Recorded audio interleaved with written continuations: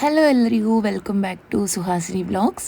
ಇವತ್ತಿನ ರೆಸಿಪಿ ಸಿಂಪಲ್ಲಾಗಿ ಒಂದು ಎಗ್ ಮಸಾಲ ಅಥವಾ ಎಗ್ ಸ್ನ್ಯಾಕ್ ರೆಸಿಪಿನ ಶೇರ್ ಮಾಡ್ತಾ ಇದ್ದೀನಿ. ಅಟ್ ಫಸ್ಟ್ ನಾನಿಲ್ಲಿ ಈ ರೀತಿ ಚಿಕ್ಕ ಚಿಕ್ಕ ಕಪ್ಸ್ನ 4 ಇಟ್ಕೊಂಡು ಅದರಲ್ಲಿ ಮೊಟ್ಟೆನ ಹೊಡೆದು ಹಾಕೋತಾ ಇದ್ದೀನಿ. ಆ್ಯಕ್ಚುಲಿ ಇದನ್ನು ಮಕ್ಕಳಿಗೆ ಸ್ನ್ಯಾಕ್ಸ್ ರೀತಿಯೂ ಮಾಡಿ ಕೊಡ್ಬೋದು, ತುಂಬ ಖುಷಿಯಿಂದ ತಿಂತಾರೆ. ಲೈಕ್ ಯಾವಾಗಲೂ ಮೊಟ್ಟೆನ ಬೇಯಿಸಿನೇ ಕೊಡ್ತಾಯಿದ್ರೆ ಅದ್ರ ಬದಲು ಈ ರೀತಿ ಅಟ್ರ್ಯಾಕ್ಟಿವ್ ಆಗಿ ಕೊಡೋದ್ರಿಂದ ಮಕ್ಕಳಿಗೆ ಖುಷಿಯಾಗಿರುತ್ತೆ, ಹಾಗೆ ಇಷ್ಟಪಟ್ಟು ತಿಂತಾರೆ. ಸೊ ಈ ರೀತಿ ಚಿಕ್ಕ ಬೌಲ್ಸ್ಗೆ ನಾನು ಮೊಟ್ಟೆನ ಹೊಡೆದು ಹಾಕಿದ್ದಾದಮೇಲೆ ಚಿಕ್ಕದಾಗಿ ಚಾಪ್ ಮಾಡ್ಕೊಂಡಿರೋಂತಹ ಈರುಳ್ಳಿನ ಆ್ಯಡ್ ಮಾಡ್ಕೋತಾ ಇದ್ದೀನಿ. ನೀವೇನಾದರೂ ಮಕ್ಕಳಿಗೆ ಕೊಡೋದಾದರೆ ಈ ರೀತಿ ಮಾಡಿದಾಗ ಮಕ್ಕಳಿಗೆ ಕೊಡೋದಾದರೆ ಗ್ರೀನ್ ಚಿಲ್ಲಿ ಬೇಡ. ಸೊ ನಾನಿಲ್ಲಿ ಮಕ್ಕಳಿಗೆ ಕೊಡ್ತಾ ಇರೋದ್ರಿಂದ ಗ್ರೀನ್ ಚಿಲ್ಲಿ ಆ್ಯಡ್ ಮಾಡ್ಕೋತಿಲ್ಲ.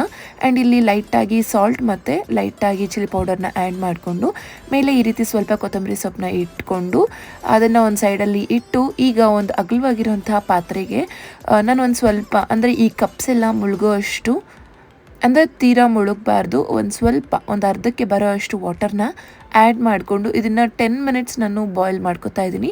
ಸೊ ನಾರ್ಮಲಾಗಿ ಮೊಟ್ಟೆನ ಯಾವ ರೀತಿ ನಾವು ಬಾಯ್ಲ್ ಮಾಡ್ಕೋತೀವಿ ಅಲ್ವಾ, ಸೇಮ್ ಅದೇ ರೀತಿಯೇ ಇದನ್ನು ಲಿಡ್ ಕ್ಲೋಸ್ ಮಾಡಿ 10 ಮಿನಿಟ್ಸ್ ಇದನ್ನು ಬಾಯ್ಲ್ ಮಾಡ್ಕೊತಾ ಇದ್ದೀನಿ. ಯೂಶ್ವಲಿ ನಾವು ಹಾಫ್ ಬಾಯ್ಲೆಲ್ಲ ಯಾವ ರೀತಿ ಕುಕ್ ಮಾಡ್ಕೊತೀವಿ ಸ್ವಲ್ಪ ಅದೇ ರೀತಿಯೇ ಇರುತ್ತೆ. ಇದು 10 ಮಿನಿಟ್ಸ್ ಕುಕ್ ಆದಮೇಲೆ ಈ ರೀತಿ ಕಾಣಿಸ್ತಾ ಇರುತ್ತೆ.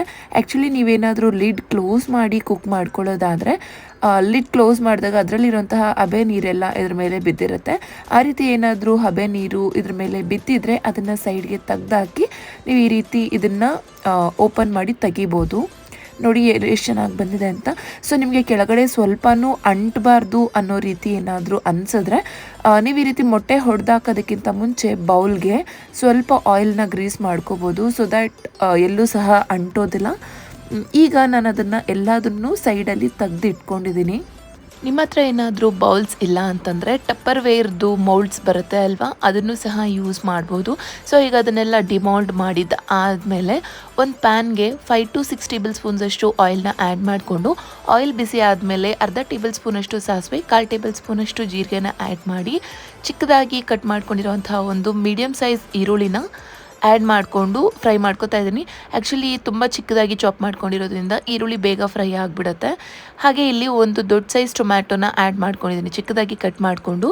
ಟೊಮ್ಯಾಟೊ ಎಲ್ಲ ಮ್ಯಾಶ್ ಆಗೋವರೆಗೂ ಚೆನ್ನಾಗಿ ಈ ರೀತಿ ಫ್ರೈ ಮಾಡ್ಕೊಂಡಿದ್ದಾದಮೇಲೆ ಟೇಸ್ಟ್ಗೆ ಬೇಕಾಗಿರೋಷ್ಟು ಸಾಲ್ಟ್ನ ಆ್ಯಡ್ ಮಾಡ್ಕೋಬೇಕಾಗತ್ತೆ. ಆ್ಯಕ್ಚುಲಿ ನಾವು ಎಗ್ನ ಬಾಯ್ಲ್ ಮಾಡ್ಕೋಬೇಕಾದ್ರೆ ಆವಾಗಲೂ ಸಹ ನಾವು ಒಂದು ಸ್ವಲ್ಪ ಸಾಲ್ಟ್ನ ಆ್ಯಡ್ ಮಾಡ್ಕೊಂಡಿದ್ವಲ್ವ, ಸೊ ನೋಡಿಕೊಂಡು ಸಾಲ್ಟ್ ಆ್ಯಡ್ ಮಾಡ್ಕೊಳ್ಳಿ. ಈ ರೀತಿ ಸೈಡಲ್ಲಿ ಎಣ್ಣೆ ಬಿಟ್ಕೊಂಡು ಬರೋವರೆಗೂ ಇದನ್ನು ಚೆನ್ನಾಗಿ ಕುಕ್ ಮಾಡಿಕೊಂಡು ಅಷ್ಟರಲ್ಲಿ ಟೊಮ್ಯಾಟೋನು ಚೆನ್ನಾಗಿ ಮ್ಯಾಶ್ ಆಗಿರುತ್ತೆ.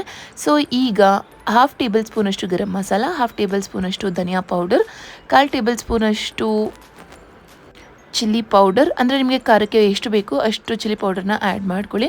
ಹಾಗೆ ನಿಮ್ಮ ಹತ್ರ ಏನಾದರೂ ಎಗ್ ಮಸಾಲ ಅದು ಪೌಡರ್ ಇದ್ದರೆ ಅದನ್ನು ಆ್ಯಡ್ ಮಾಡ್ಕೋಬೋದು.